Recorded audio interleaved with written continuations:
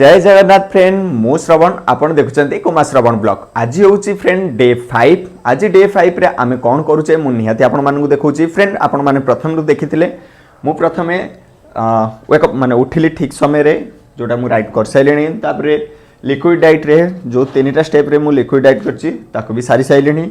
तापरे होची एक्सरसाइज। एबे तो मु एक्सरसाइज करि के आसिले आपण माने देखिले एटा सारी सारा पर अच्छे एबे ब्रेकफास्ट। किंतु ब्रेकफास्ट आगु मु गोटे कथा कहबा चाहूची। आज होची पवित्र कार्तिक पूर्णमी।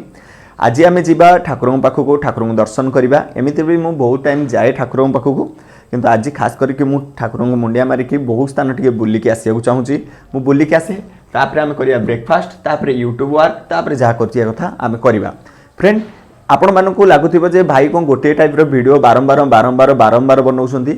फ्रेंड सत कथा कहबी जदि मु वीडियो बनैबार कारण होची जेति कि आपण मानकु एंटरटेनमेंट करबा, आपण को जणैबा ताठो अधिक मु यूट्यूब एथि माने वीडियो एथि पई बनाउची जे मु निजको परिवर्तन करि परिबी। बुझबेला नै माने मो लाइफ रे जेति कि इंपोर्टेंट होची वीडियो अपलोड करिया, सेति कि इंपोर्टेंट होची वीडियो को कंटिन्यू करिके निज भितर से डिसिप्लिन आनिबा। ओके सेति पई वीडियो गोटे टाइप रा आछी।